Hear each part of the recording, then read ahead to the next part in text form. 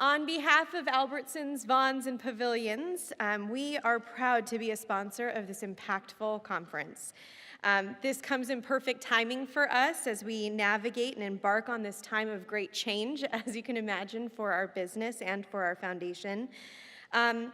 With the key focus areas of hunger, diversity and inclusion, health and wellness, and education, our newly branded Albertsons Companies Foundation and the Vons Foundation moves forward with the opportunity to impact our local communities with an emphasis on local. Communities which consist of our employees, our customers, our friends, and our family. Our core focus areas are not uncommon to what we've been talking about today. I'm sure we all have had great discussions about how we can impact these communities. And understanding the great need and opportunity we face here in Southern California alone, we feel the responsibility to focus on issues that impact our customers' lives. Through the generous contributions of our customers, of our employees, believe it or not, our valuable vendors, we are able to combat that local need. I'm so proud to say that since 2001 alone, the Albertsons Companies Foundation and the Vons Foundation has donated over $1 billion to our neighborhoods. We look forward to growing this investment even more and activating even more great change. So with that said, I'm humbled to be here. I thank you for this, and I'm grateful for this opportunity to stand in front of you today. It's really great to get along with like-minded individuals and have really beautiful conversations. So with that in mind, I am honored and again humbled to introduce our next speaker, Hedrick.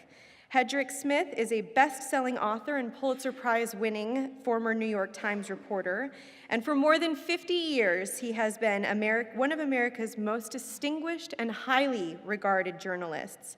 Ladies and gentlemen, please join me in welcoming Hedrick Smith.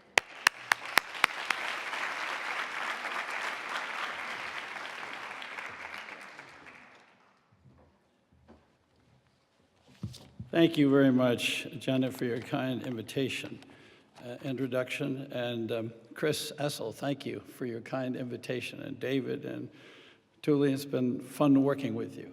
But wow. Think what we just heard.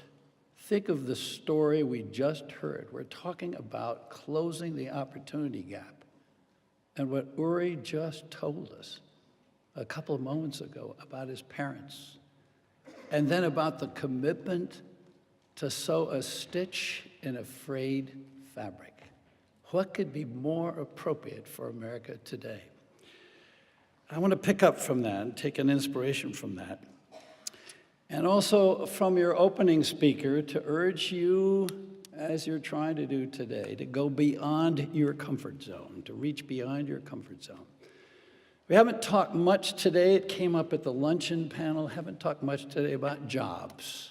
But jobs are right at the heart of dealing with housing, with healthcare, with children, with crime rates, and so forth. Jobs, right at the heart of it. And I want to talk to you about a vision that I think you can contribute to, and certainly Uri has in the Herscher family, and that is a vision of inclusive capitalism. Inclusive capitalism. Now, if you think of America and you go back in your own memory, we are, after all, the land of opportunity, so we say. We think of ourselves that way, and if you went back in American history 20, 25 years ago, we were, in fact, the land of opportunity for the whole world. Our middle class, as well as our working class, was the envy of the world because they had a standard of living and a prospect for the future and an economic security that was unrivaled in the world. I'm sad to say today that is not the case. We not only have the problem of the poor and the working poor, we have the problem of downwardly mobile middle-class Americans. We're no longer the land of opportunity. It is easier to rise up in Germany, in France, Finland, Denmark, Sweden, Canada, Australia, and New Zealand than it is in America. So the challenge we face is enormous. You know, when I think of the America that I grew up in, was fortunate enough to grow up in some years ago, It reminds me of a trip I took on one of those wide-body jets that I flew out on the other day from D.C. to L.A. A friend of mine told me this story of a young mother and her son. They were on this plane. The boy was 6 years old. He'd never been on a plane before, and he was enormously excited. He got into his seat, but nothing remained in its straight, upright, and locked position. He was up above, he was down below, and everything. And then just as the seatbelt sight went on, he turned to his mother and said, "Mama, I got a wee." She said, "No, not now, dear." She said, "The captain has just turned on the seatbelt sign. Here, let me show you how to do the buckle." So she distracted him with the buckle. And then the plane began to taxi across the taxiway towards the runway, and he said, "Mama, I got a wee." She said, "Well, no, look out here. Look at the planes out here. There's Japanese Airline, there's Air Qantas, there's Air Cambodia, there's United." And he got all interested in the planes. He forgot his problem. Then they got out to the very head of the runway, and their engines were throbbing, and the pilot was holding it back. The plane was ready to go down the runway, and he turned to his mother and said, "Mama, I got a wee." And she said, "Not now, dear. The plane's about to take off. You're going to fly for the first time in your life. You're going to be like a bird. You're going to be airborne." So he grabbed the handles on his seat, and then they went down the runway, and then he took off. And they were just sailing up. I guess they were coming out of L.A. They were sailing up there. They were, 5,000 feet up, and he turned to his mother and he said, "Mama, I got a wee." And you could hear it for, several rows around. So she thought, what the heck, I'll unbuckle her. So they went back to the back of the plane, and they got there very fast because the plane was still climbing. And she popped him into one of the restrooms in the back. She thought, while he's there, I'll pop into the other one. So she popped into the other one. And when she came out, the door was still shut on the one, so she knocked on the door and she said, "Don't forget to zip up, dear." And she made her way back to her seat. When she got to the seat, the boy was still there. And a couple of moments later, a gentleman in a pinstripe suit walked down the aisle and sat down across the aisle from her and turned to his friend. He said, "You won't believe what just happened to me." He said, "This sure is a full-service airline." That's the America of the 1950s and the 1960s, right? A full-service airline. Think about what has happened. We've just come out of this recession. And what's happened? You have the president saying, with good reason, we've just created 12 million new jobs. And yet, if you look behind those numbers, the median household income of an average family in America today is 9% lower, adjusted for inflation, than it was in 1999. The economy is going backwards for most people. And by the way, that median household family is making around $52,000, $53,000, which is less than the $58,000 you had posted this morning for you on what it takes to keep up with the cost of living here in Southern California. So it isn't just the poor that are struggling. It is the American middle class. This is an economy that's not working unless we figure out some way to work it better. There are today in America 10 million males between the ages of 25 and 55 who are unemployed, twice as many people as there are available jobs. These are people who used to be the principal breadwinners in their families. Now, we have created jobs. We've lost 5 million manufacturing jobs, and that's terribly important. I'm going to get back to that a little bit later. 5 million manufacturing jobs, important because they have a multiplier effect. Create one manufacturing job, and it has a multiplier effect of 3.5 other jobs. Car dealerships, grocery stores, housing, you name it, all across the economy. Suppliers, parts suppliers, and so forth. Yes, we've created 5 million service jobs, but guess what? A manufacturing job on average gives you a 40-hour-a-week job at $25 an hour. Those are Department of Labor statistics. And a service job in retail, in hospitality, gives you a 26-hour-week at $12.37.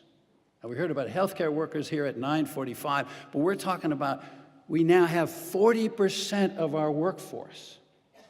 40% of our workforce are contingent workers. Part-time, temp, on-call. Some of them upper middle class, well-educated consultants who are doing very fine, thank you very much, but most of them not. If you look at the unemployment statistics every month, you can double the number of people unemployed because there are that many people working part-time who want to work full-time. So one of the things I'm going to say to you today as you think about it, and I encourage you to think big, think cooperatively, look for partners in the business sector, and go beyond the concerns and the stovepipes that you work in most comfortably, to organize together to begin to help this society move back in a way that worked really well before. And fortunately, we have a generation in the millennial generation that is interested in jobs that go beyond making money. If you look at polls of millennials, they will say again and again they want jobs with meaning, something beyond. They want to have a decent standard of living, yes, but well-educated, middle class, upper middle class, college-educated kids want jobs with meaning. We need to begin to deliver that to them. If you look at the situation at the moment, a study from UC Berkeley not long ago says there are $150 billion being spent in federal and state subsidies to pay for services, Medicaid, food stamps, all kinds of economic and subsistence assistance for jobs that are not paying people enough. It's not going to the unemployed, it's going to people who are working. So we need to beef up this notion of jobs that are good jobs, jobs that work for America. If you look at the political campaign, what do we got going on? People are puzzled and outraged about Donald Trump and about Dr. Carson and the debate tonight. Scrape beneath the comments and think about what the message is. Think about why it is they appeal. They appeal, and if you look at the numbers, large numbers of white males who are insecure about their economic future, and they're willing to grab for anything, any demagogue that will say anything that points the finger at somebody else for their problems instead of sitting down and doing what you all are trying to do, which is to figure out how to reconstruct and re-knit together the fabric of the society so that it supports families, communities, and the country as a whole. So what we're seeing is worry. What we're seeing is fear, and we need to address it. I saw a poll not long ago. 60% of the people in America think America is in decline. 60%. This is not Obama with a low rating. This is not the right-wing Republicans in the Congress. This is not the media. This is not the lawyers. This is not the priests. This is the country. We have a civilizational need to figure out how to survive better than we are right now. A civilizational need. John Gardner, the head of Common Cause, founder of Common Cause, some years ago before he died, said, "We're walking the edge of a precipice here. Civilizations die of disenchantment. If enough people lose faith in their society, the whole thing begins to fall apart." Ladies and gentlemen, that is where we are today. If 60% of the American people say we're in decline, if as many people flock to Donald Trump as have, and take a look at the other side, people who are for Bernie Sanders are saying, my God, we got to fix this political system. We got to fix this economic system. There is a cry of protest. It is a rejection of establishment politics and establishment economics. And we need to face that. You need to understand, we need to understand how big the challenge is. It isn't small. It isn't petty. It isn't just housing. It isn't just after-school care. It isn't just how we're going to get kids through middle school and so forth. It is a challenge for us to begin to pull together again as a society as we once did. You know, when I went back, I wrote a book called Who Stole the American Dream? And I went back to try to figure out how we did it before. What mattered? How was it that we actually had prosperity so that when the productivity of the American workforce nearly doubled from 45 to 75, the median hourly pay and benefits of the average worker nearly doubled. Dollar for dollar growth was being passed through from the top all the way through the middle of the American economy and further on down. As your speaker this morning said, every single quintile in the American population, 20% at the bottom, 20% at the top, 20% in the middle, they all moved up together. They all gained together. We don't do that now. We grow apart. The inequality is enormous today and growing all the time. If you look at it, just since the recession, corporate profits are up 20% a year. 20% a year since the recovery. And median household income is down? Wait a second. Is that how an economy is supposed to work? Something is really screwed up. Something is really skewed.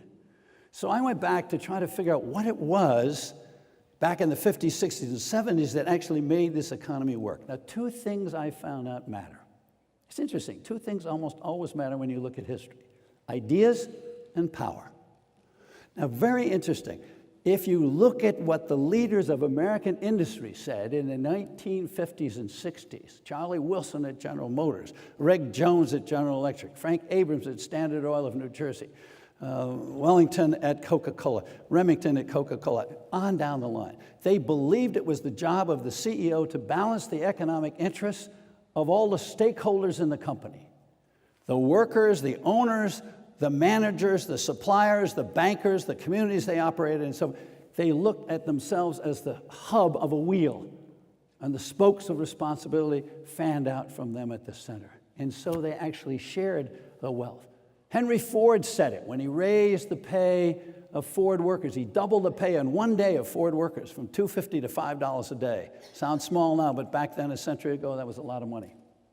He said, not only do I need to pay them that to keep them, not only is it fairer, but if I pay them that, they can afford to buy the Ford Motor Companies that we're producing.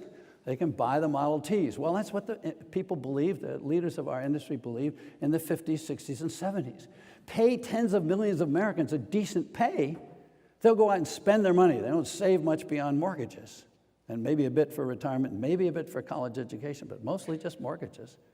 And all their spending drives the economy. The job creators in the American economy are sitting in this room in rooms like this all over the country. It's not the 1%. It's not the people with the capital. We're not capital short in this country. We're demand short. And we're demand short because the people in the middle are not getting paid enough, and the people below the middle are getting paid even less, and the people at the bottom are getting paid abysmally. We don't have the demand to drive our economy in the way we used to. So that idea of stakeholder capitalism and shared prosperity was the engine that was driving America's growth. Keep that idea in mind. And the second thing we had citizen activism.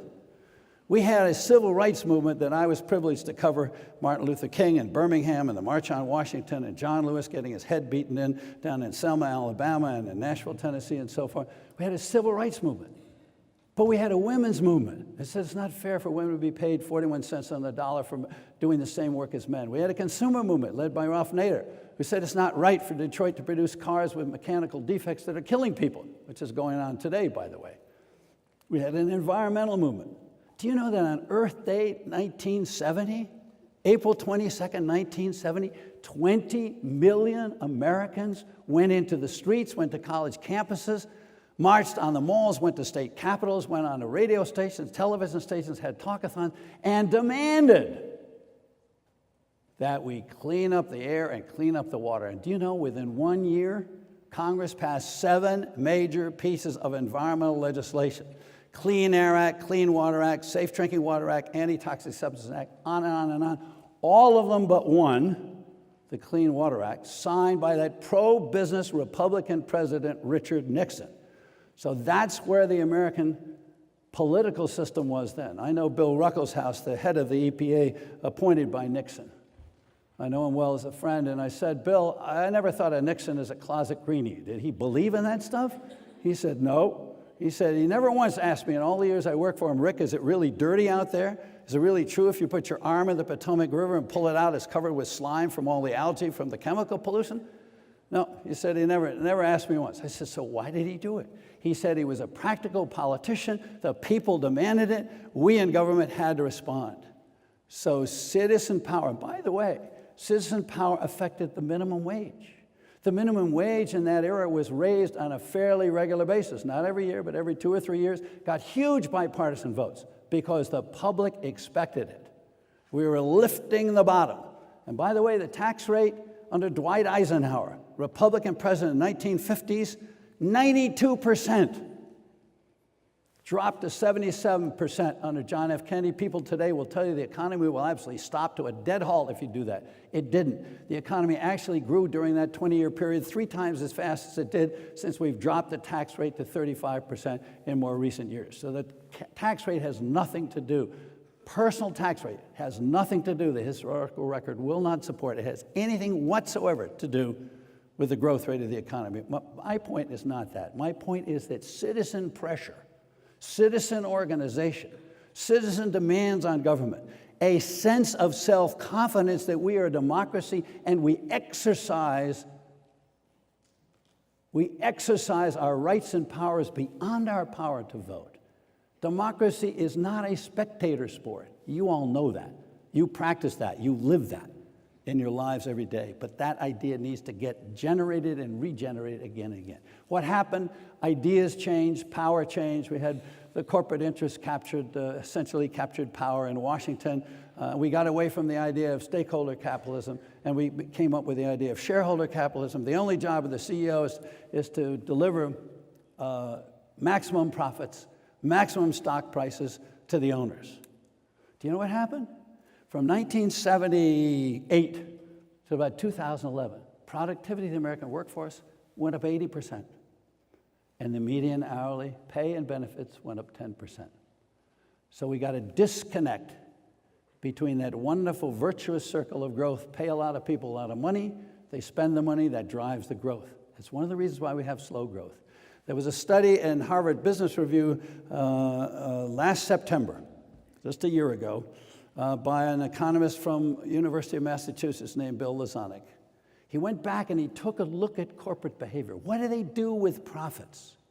And if you go back to the 1950s, 60s, 70s, he studied the Standard & Poor's 500. They spent about half of their profits giving their return to the shareholders and half on growth.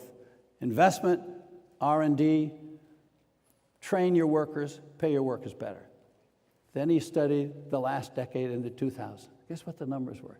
91% of the money went to shareholders and only 9% went to growth. So what we need to do, and you all can have a hand in this, we need to get back to that older idea of inclusive capitalism, where workers can benefit, where communities can benefit. And fortunately, there are things going on in this country that are not being terribly well covered in the press, but they're there. They're happening. Things are going on. People didn't notice it much. But when we had the bailout of General Motors and Ford and Chrysler in the middle of the recession, the auto manufacturers went to the union, the United Auto Workers Union, said, you know, we can't afford to give you guys any pay raises. We're going to have to go flat for a while. And furthermore, we want to hire new workers at a lower pay scale. And the union said, we don't go for that. And then they thought about it. And they said, all right, we'll do that. So long as you do 2 things. You put those people on the lower pay scale on an escalator to catch up to the others after 7 or 8 years. And secondly, you agree to bring jobs back to America. In the last 5 or 6 years, General Motors and Ford have invested $2.5 billion to reopen plants. There are now public benefit corporations. You have a whole bunch here in California that are now committed to protect the environment, to train workers, to protect their communities. You need to reinforce that model. You have employee stock owner ESOP companies, employee stock ownership program companies. 10 million workers, including several 100,000 in California, work there. Those are worker-friendly companies whose work can be, whose models can be reinforced. Today, I raised the question. Here you had the Southern California gas CEO saying he needs new workers, and he doesn't know where he's going to train them. And you've got the mayor of Long Beach saying, we want to set up internships. Do you know Germany has internships and apprenticeships? And one of the reasons they're known for great workmanship, and Germany has an export surplus.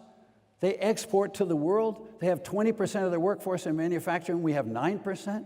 Do you know how they do it? One of the reasons they do it is they bring together industry and education and private benefactors. You all can get in the middle of that. You can reinforce that model. If you're looking at the port of Long Beach, I've been to the port of Shenzhen in China, And if you look at the port of Long Beach and the port of Los Angeles, they are backwards compared to the port of Shenzhen in China. They need modernization. The whole country needs modernization. The whole transportation system needs modernization. This is something you all can, again, get behind, in this area here. Investing in young people is absolutely central. How are we going to be competitive? I just mentioned the apprenticeships, but there are lots of other ways in which we can invest in young people. So there's a variety of programs that you can get into. And there are businesses that are actually looking for partnerships here. There are ways in which you can leverage your dollars if you work with them. I mentioned the Starbucks example, but there are others as well. But one of the critical problems here is that as a society, we are not going to be able to tackle these problems in a big way unless we fix democracy.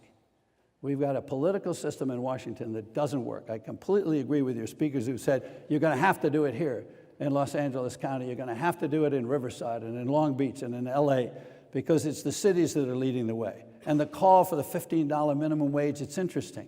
The federal government is absolutely stuck. Do you know today there are 28 states, including a whole bunch of red states, that have higher minimum wages than the federal government because local people decided that was what they wanted to do. Do you imagine what $15 minimum wage in LA County would do to the work that most of you are doing with all kinds of families that are in all kinds of need? So there are things you can do. You are a force. You have power. I'm going to bring up to the stage here in a moment a real agitator. My first exposure to an agitator for change was Martin Luther King. When I followed him in the South as a reporter, I wondered what would happen to him, because they used to call him when he went into one community after another, you're an outside agitator. You're just coming in here and stirring up our negras, is what they used to say. Forgive me for using that term. You're stirring up our people, and they're okay. An agitator, what would he say? He had such a wonderful comeback. He said, yes. He said, I am an agitator. Look in the center of your washing machine, your clothes washer. There's an agitator. And it's in there in the center, and it is stirring up the water and the soap, and it's knocking the dirt out of your clothes. And that's what I'm here to do.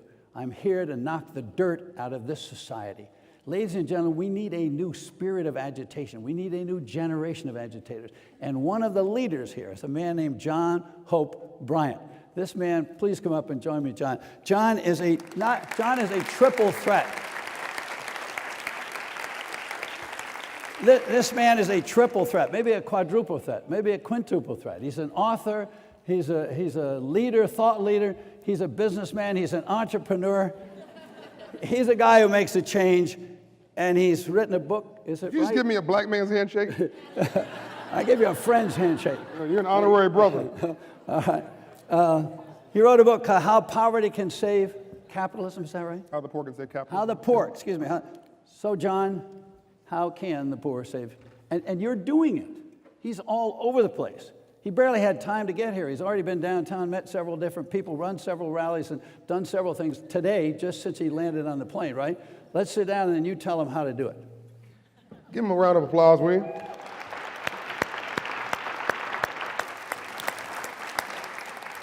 I was actually sitting there. I want to acknowledge Anita Ward, Dr. Anita Ward, who is our new EVP for Transformation, and Lance Triggs, our EVP in charge of our adult division, and Rachel Duff, my chief of staff, is here somewhere of 23 years. But I was sitting there with them thinking, you don't really need me. I flew out here for nothing. Where I grew up in Compton, California, we say this is a bad brother. That was eloquent. It was comprehensive. You thought global, but you acted local. You weren't just a PhD, you were a PhD too. You were a thought leader, but you were also practical about what needed to happen. You weren't partisan. Poor people don't care what political party you're from. They're from the Get It Done party. And those are that's the sort of energy I think America needs. You cited Republican and Democratic presidents. I think that's appropriate. You know, you cited Nixon. Well, people don't know that affirmative action was created by Nixon. Right. People cite John F. Kennedy as they should, but It was a guy with a very interesting personality, President Johnson, who signed the most sweeping civil rights legislation in the history of the modern world, which not 2 pieces of legislation, but 3. One signed in Dr. King's honor after his death, which was the Open Housing Act. And Reagan created Martin Luther King's holiday. So go figure. You don't know who your friends are going to be, so make friends everywhere. What you've been able to do, though, is to bridge into communities that lots of folks find tough to reach. Can you tell us how you do that? I don't find them tough. And the only reason, by the way, the book that you cite is today the only best-selling book on economics in the world by an African-American author. And it's been translated into 5 languages, and it's coming out in Brazil this month. It just came out in paperback, and it's still selling, and people have found it sort of practical. But it really is a reflection of the work being done on the ground. So the only reason it's called How the Poor Can Save Capitalism is because no one would have believed me if I said the poor are already saving capitalism, which is the truth. And I love facts because they're stubborn things. By the way, let me give a shout out. The Southern California Grant Makers Association has done a great job in pulling this together. No good deed shall go unpunished. If it was miserable, everybody would be complaining. When it's great, you just sort of get in your car and go home. Can you just give them a round of applause for doing this? That's right. Absolutely. Good to see you, John. Jocelyn Patel of the Skirball Center, who's a friend of mine of 25 years, who helped to pull us off. You do business with people. So, look, this is such an easy conversation to have. All wealth in America, I'll make this easy and say America, I could say the world, but all wealth, because of our legal system, I'll say America. All wealth in America, with the exception of wealth that came from government contracting, war, and criminal enterprise, all came from poor people. I just let that sit in for a while, because with that opening statement, you should want to sort of eject me from the building. That's pretty radical stuff. Yeah. But it's not. Walmart was Sam Walton with a pickup truck and a storefront. And now the Walmart Foundation is contributing $250 million a year back into the economy of doing good. Goldman Sachs was a guy named Goldman and a guy named Sachs.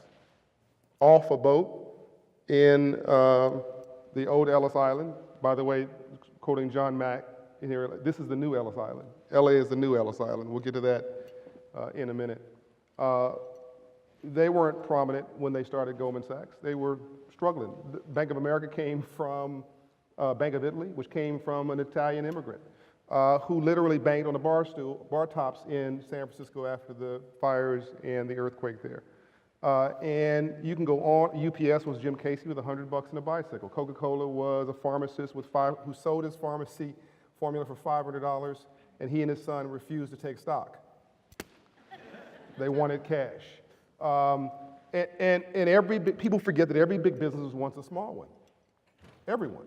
And all of the foundations giving money here, investing money here. Go back and go read your own storylines. We forget our own storylines.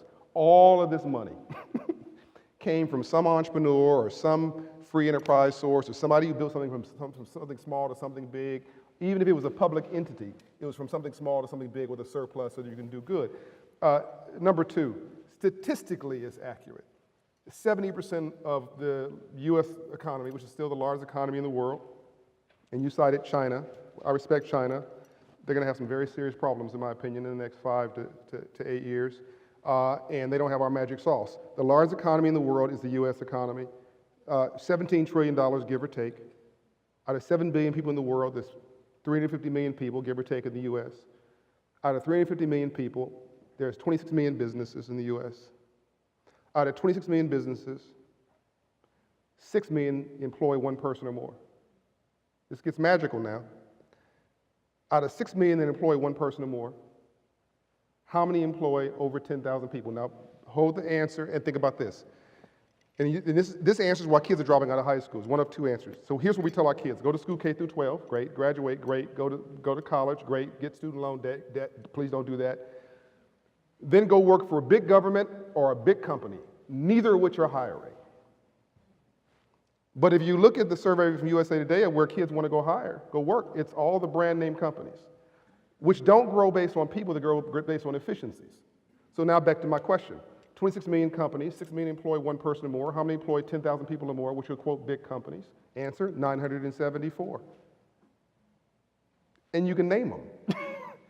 And the fact that you can name them is a problem. So where are jobs coming from?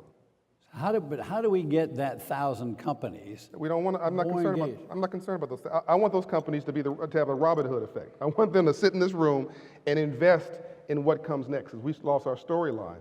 The real magic is that 70% of this economy is consumer spending, 70%, so says the Federal Reserve, which means that's a conservative number. That's you and me paying car notes, paying for student loans, paying for mortgages. 70% of the economy, consumer spending. 70% of every job in this country, 500 employees or less. 70. Half of all jobs in America, 100 employees or less. And all job growth comes from small businesses, startups, shoot-ups, entrepreneurs in years 3 through year 7. Voila. So Silicon Valley basically saved America with kids who didn't read all these dire reports about how crappy America was and how we were going to lose our shirt, how China was going to win. They just went and had an idea and did something. It's called hope and optimism, which is why LA works, by the way. I'll get to that in a minute, too. So these things are solvable. We make them overly complex. We forget our storyline. We forget what made America great in the first place. She's not a country. She's an idea. So are you saying that really these people don't need to do any work through philanthropy, just let those companies hire folks because they're going to generate the growth? No, I don't think you are. I'm not saying that at all. Okay, so I need to get you... I'm saying we're looking for love in all the wrong places. Well, we found the right place, so let's proceed from there, okay?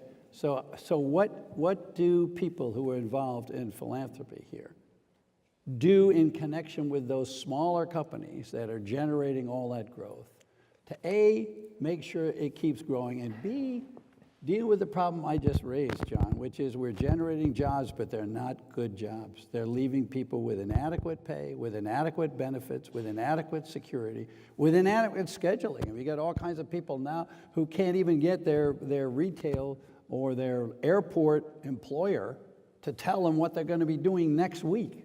So you've got all kinds of jobs, part-time, temp. How do we get out of that bind with the scenario you've just painted? We really don't have time for this conversation. I was just sitting there listening. I mean, this could be a 3-hour discussion, and it's not going to be. My pastor always said, be good, be quick, and then be gone. So I'm not going to be the old guy in the club. Oh, you have a sense of humor. Before you kick me out, I'm going to leave. But because everything you just said, I mean, you're such a great framer. You could slice that up. I could go 14 different ways. We can talk about living wage. We can talk about minimum wage. I'm not gonna go there. Let me try to be very precise in your answer. Let me be provocative. Number one, we have radically misunderstood poverty, and I assume you don't have my graph here. No? Okay. You've radically misunderstood poverty. If some of you want to just Google on your mobile device and look at it later, it's called the Hope Doctrine on Poverty. It has nothing to do with money. Poverty has nothing to do with money. Half of all poverty is low self-esteem and lack of confidence in yourself. If you don't know who you are by 9 in the morning, by dinner time, somebody's going to tell you. The second part of poverty is crappy role models and a crappy environment. So why am I a businessman? My daddy was. Why do I believe in myself? My mother told me to. Because my mother told me she loved me when I grew up in Compton, California, South Central LA. Started my first business when I was 9 years old because a banker came in my classroom and taught me financial literacy. And that combined with a role model and the proper environment gave me the trigger to start my first business at 10 and put the liquor store out of the candy business. So half in Compton, California, literally true. Then I found girls and lost the business. That's a whole other story. But am I going too fast? So you're talking slower than the guy did this morning. That's Anyway, another keep story, going. yeah. That's another one. So what do I mean by environment? I mentioned role models. And what do I mean by environment? Environment is you hang around 9 broke people, you'll be the 10th. Role models. So I told you what my role models were. But around me, kids want to be rap stars, athletes, and drug dealers. And I realized the kids weren't dumb and they're stupid, they were brilliant. They're modeling what they see, which is what everybody does. So the book, The Tipping Point, Malcolm Gladwell, University of Illinois study proved that at 5% role models, every community stabilizes. Now hold on to that statistic, put it to the side for a moment. So second part of poverty is crappy role models in a crappy environment. Third part of poverty, think about LA now, aspiration and opportunity. Aspiration is a code word for hope. The most dangerous person in the world is a person with no hope. I'm about to get to your answer, but I got to set this up properly. So why does LA work? 6 million people, which is a conservative number, 10,000 police officers, which means you do not have public safety. Anything happens, 10,000 police officers are not going to protect you. The reason LA works is people believe they work hard, play by the rules, do the right thing, keep their nose clean, go to school, get up and apply themselves to pay off a reasonable shot of success or failure in your own merit. That's what's driven the 12th largest economy in the world, which is the city of Los Angeles with 170 different ethnic groups. So what has happened is now you have a death of hope, and you have kids who don't believe they're going to do quite as good as their parents did for the first time in recorded history. You've got more small business deaths, so says the census, than small business births. So we have 400,000 deaths a year, and 350,000 small business starts a year. So what we have to do is a massive campaign of small business startups. Now, how does that connect with the graph I just gave you of modern poverty? All a drug dealer is an illegal, unethical entrepreneur. They understand import, export, finance, marketing, wholesale, retail, customer service, security, territory, and logistics. So in a different environment, that's what you call Steve Jobs. Are you with me so far? Same person, same skills. In a crappy self-esteem, crappy confidence, crappy role models, crappy environments, low levels of hope, which means I don't see opportunity anywhere, I'm gonna apply my skills in an interesting way. Guy running from the police, just stole something, doing good at it. Police can't catch him. That could be Mario Andretti. In fact, in the Appalachians, that was Mario Andretti, because the Appalachian was literally moonshiners, right, running liquor, and they decided that that didn't have a career lifeline. That turned into what you call NASCAR. Literally, that's NASCAR today. So, but we see all these things through a negative lens. I see little entrepreneurs, I see gang organizers as frustrated union organizers.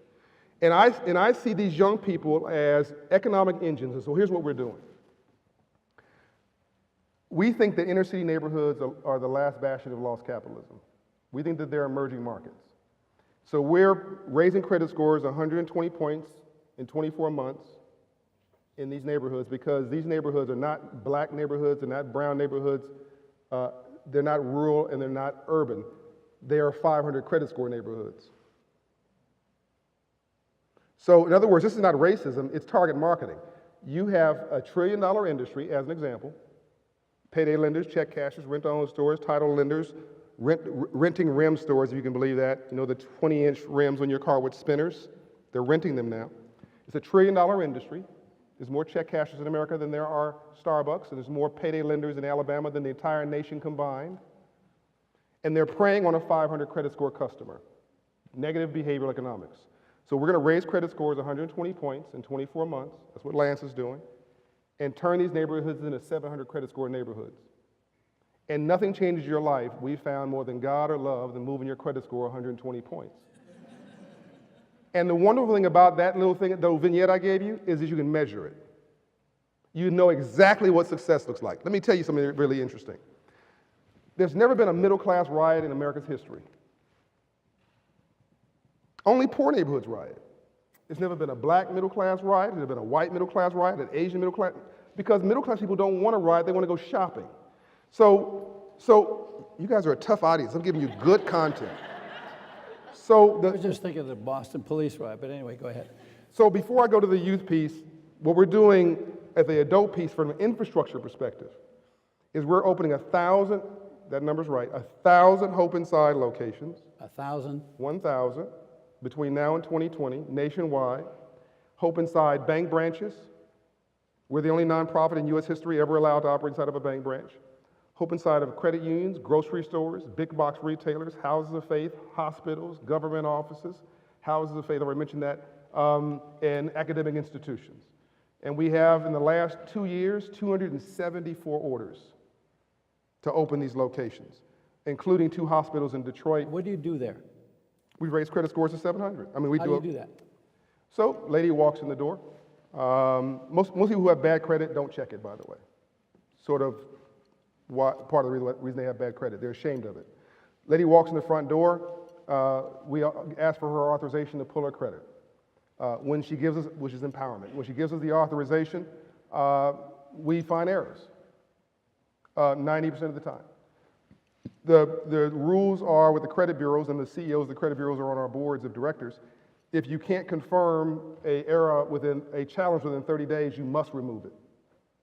That's an immediate pop of 40 points. Now the consumer has confidence. Remember I told you half of poverty is low self-esteem and lack of confidence in yourself. So now the person has confidence. They're feeling a little straighter, they're sitting a little straighter in their seat. By the way, every one of our offices are HUD certified, SBA certified, FDIC certified, CFPB certified. We have all the government certifications. So now we say, okay, in this, we see you owe $1,000 for Pacific Bail, which doesn't exist anymore. Yes, I do. That's 10 years ago. It's tied to a divorce. Okay. It says Joe's Finance Company bought the debt. I happen to know they probably bought it for, cents on the dollar. So it's a $1,000 bill. You probably owe them $100. Let's call them. We call them. Joe's Finance Company.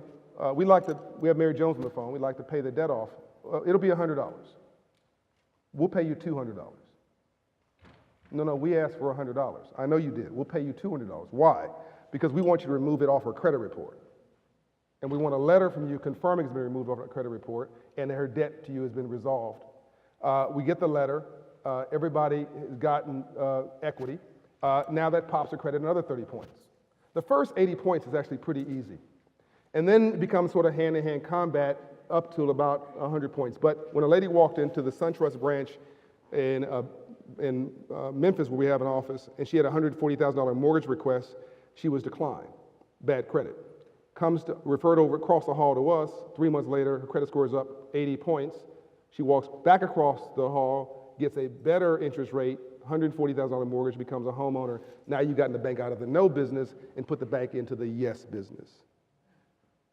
So that's an example. See, that wasn't difficult, right? And we even got the federal government to provide $3 million of match funding through the Department of Commerce. So every time we open an office, they'll match the funding. And we're going to open 1,000 of those offices across the country by 2020. And yes, we're actually ahead of schedule. The real magic, I think, for your audience will be the youth locations. But that is just sort of a very practical example of what you can do. And so why this concentration? The co-founder of Costco, we were on a program 2 weeks ago, and he said, culture is not the most important thing in business. It's the only thing. Boom. Jim Sinegal. That's it. It's the only thing. And so here's my premise for the great city of LA that I love so much. But think about Detroit, think about Harlem, it takes 20 years to change a culture. In the last 20 years, we've made dumb sexy. We've dumbed down and celebrated, and we've got to make smart sexy again. And so what we're doing is changing the cultural environment of the adults, and then we'll get to the kids so they have an aspiration. You know, there's a system for everything negative in our neighborhood. You want to find drugs? There's a system for it. You want to find human trafficking? There's a system for it. Sophisticated. There's no system for uplift. I want to pick up from something that you said. He's talking about culture, and he's talking about it in black neighborhoods, or he's talking about, 500 credit score. There's more poor whites in America than poor anybody else. There are. You're right. I'm talking about culture as well. When I was talking about the culture of stakeholder capitalism, I was talking about inclusive capitalism. When I was talking about an economic system that was inclusive, it was the same kind of thing. We have lost some very important cultural values, and it's not the values that get articulated in our political discourse about families or not families, or abortion or not abortion, or gay marriage or not gay marriage, which is the supposed, quote, cultural debate. It is this notion of whether or not we're a community, we can connect and we can serve each other, which is what you're talking about in a very specific example. And I'm talking about the same thing in a much larger canvas. And to me, the challenge for you all, because you all are already doing great work, okay? You're doing great work and you're working all kinds of areas. The question is, how do we get to a critical mass that generates a really significant change and turn in direction. No, don't tell them they're doing great work. I want to tell them they're doing great Well, work. yeah, and I No, but I'm just trying to make it get it greater. Well, no, I'm with you, but I don't want them comfortable. Well, that's good. We I started out. I'm trying to push you beyond your comfort zone. I'm trying to push you. suggest to you that you need to go beyond whatever the specific goals of your specific foundation are, and band together and deal with some of these larger issues. And John is doing it. We just met each other, by the way, for the first time. So this has not worked out in advance. John is talking about it in another arena. But there's a link. It's the same arena. And I got to tell you, this poor woman's arm is going to wear out in the back. She's been waving her.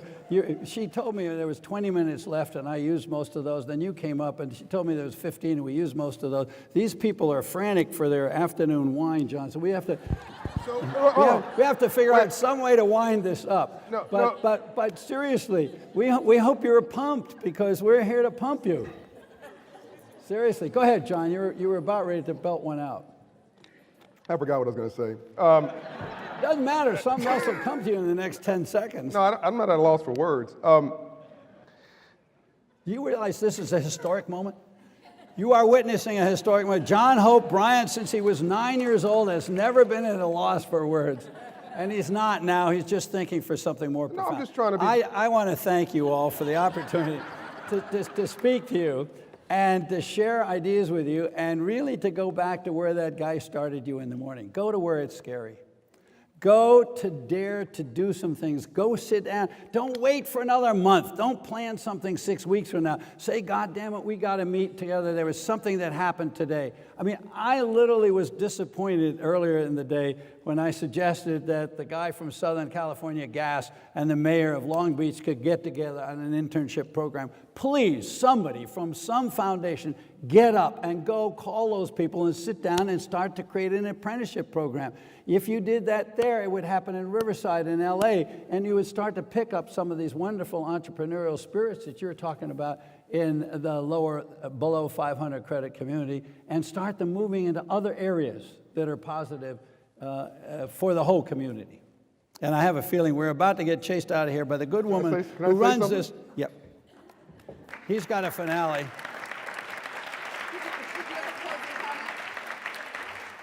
I've got a closing comment if you want me to give one. If not, I'll just shut up.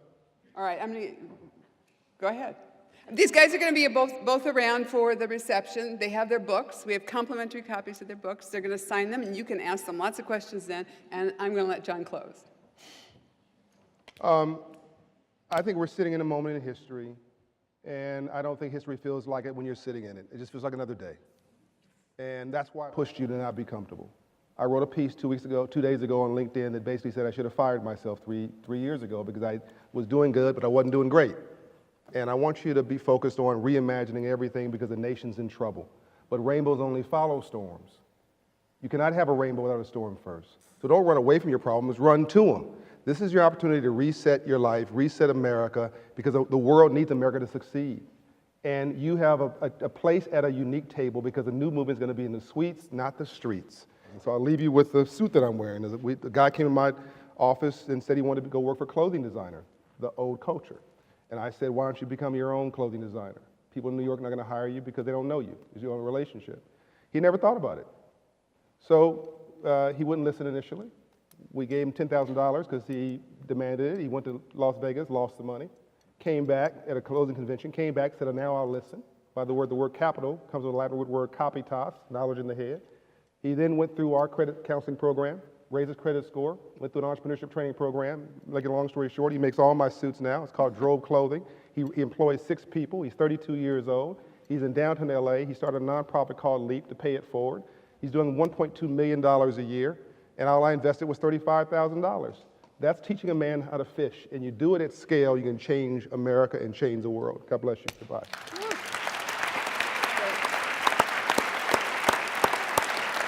Thanks.